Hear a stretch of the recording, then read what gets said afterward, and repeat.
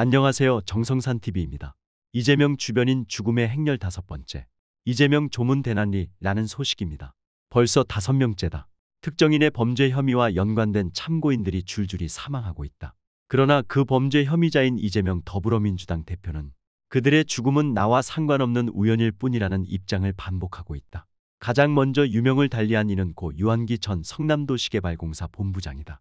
유한기 씨는 대장동 개발 특혜 의혹의 핵심 참고인으로 검찰 수사를 받던 중 2021년 12월 10일 오전 7시 40분경 경기도 고양시 일산서구의 한 아파트에서 숨진 채 발견됐다. 유한기 씨는 이재명 대표가 성남시장 시절 황무성 전 성남도시개발공사 사장에게 사퇴를 종용하는가 하면 2015년 2월에는 대장동 개발사업 공모지침서 공고 전 지침서에서 초과 이익 환수 조항을 삭제하는 데 결정적으로 관여한 인물로 수사선상에 올라 있었다.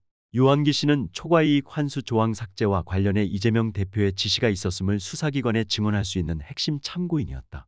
유한기 씨가 사망했을 때 이재명 대표는 몸통은 그냥 두고 주변만 문제 삼다가 일어난 안타까운 사고라며 어쨌든 명복을 빈다는 반응을 내놨다.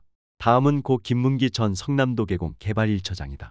김문기 전 처장은 대장동 의혹과 관련한 검경 수사를 받던 중 2021년 12월 21일 오후 8시 30분경 성남시 분당구 성남도시개발공사 개인 사무실에서 숨진 채 발견됐다.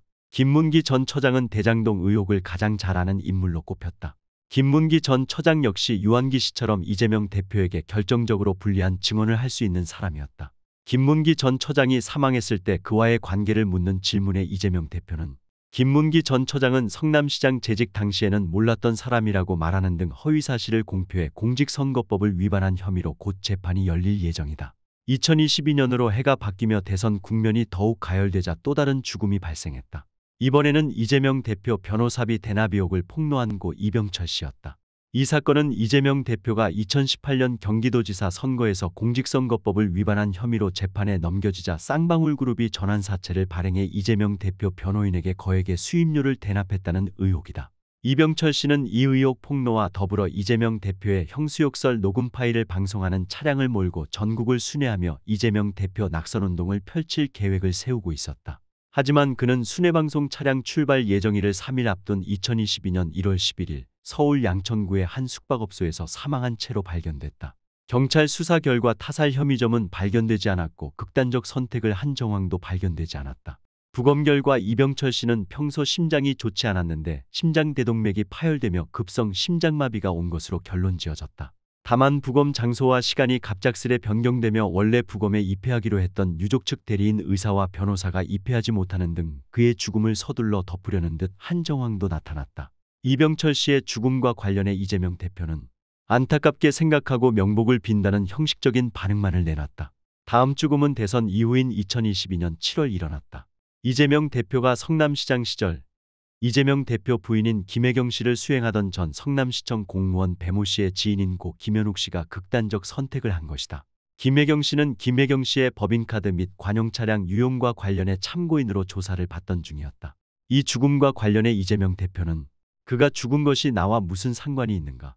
어떻게든 연결 지으려는 것이 참 어처구니 없다며 다소 격앙된 반응을 보였다. 마지막 사망자는 바로 지난 3월 9일 극단적 선택을 한 고 전영수 씨다. 이재명 경기도지사 시절 초대 비서실장을 지낸 전영수 씨는 이재명 성남시장 시절에도 비서실장을 맡은 바 있다. 그는 성남시장 비서실장 시절 네이버 등 관내 기업들과 성남FC 후원금 관련 업무를 조율한 혐의를 받으며 이재명 대표의 공범으로 피의자 신분으로 입건된 상태였다. 전영수 씨는 이재명 대표님에게로 시작하는 1페이지 분량의 유서를 남겼다. 이재명 대표는 이제 정치를 내려놓으십시오. 더 이상 희생자는 없어야죠. 측근을 진정성 있게 관리해 주십시오 등의 내용이 담긴 것으로 알려졌다.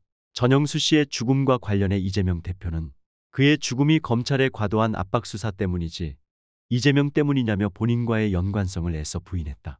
이재명 대표 측근 인물들의 연쇄 사망이 터져나오자 이재명 대표의 책임론과 사퇴론이 다시 거세지고 있다.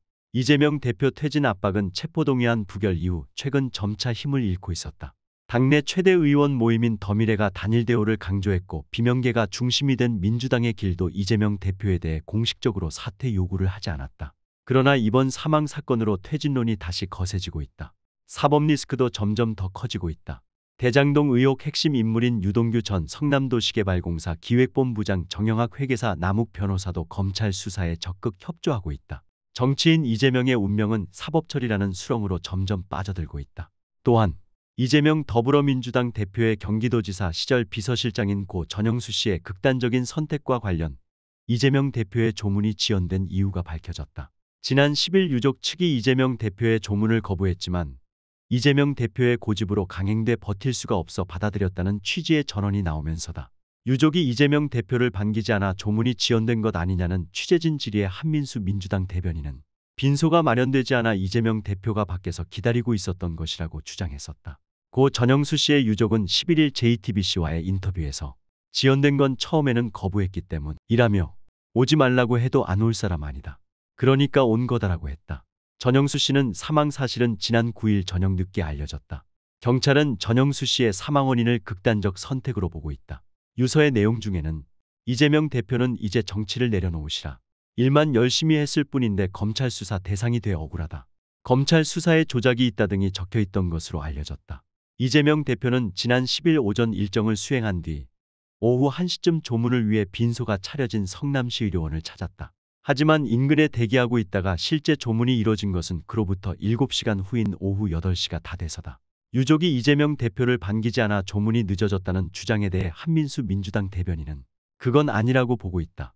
처음에 왔을 때 유족이 경황이 없는 상태였고 그래서 이재명 대표가 밖에서 기다리고 있었다고 해명했다. 대장동 개발 비리 특혜 사건 등 이재명 대표가 연루된 의혹이 있는 수사가 진행 중인 동안 그의 주변에선 고 전영수 씨를 포함 모두 5명이 숨졌다. 주변 인물들이 숨질 때마다 이재명 대표가 내놓은 첫 공식 입장은 항상 정면 돌파였다. 이재명 대표는 지난 10일 경기도의회에서 열린 최고위원회의에서도 전영수 씨 죽음에 대해 이것이 검찰의 과도한 압박 수사 때문에 생긴 일이지 이재명 때문이냐고 말했다. 그러면서 검찰의 이 미친 칼질을 도저히 용서할 수 없다 라며 검찰 수사를 비난했다. 이재명 대표는 이전에도 4건의 주변 인물 사망에 검찰의 과도한 수사가 죽음의 원인이 됐다거나 해당 인물 또는 사건과의 관련성을 부인하는 등 책임론에 정면 대응해왔다.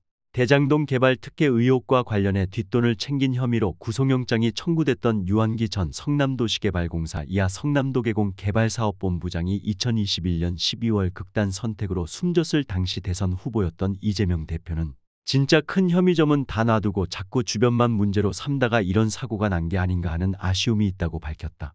유 전 본부장이 숨진 지 10여일 후 김문기 전 성남도개공 개발 1처장 역시 극단 선택으로 숨졌을 때도 이재명 대표는 검찰로 화살을 돌리며 비슷한 입장을 내놨다.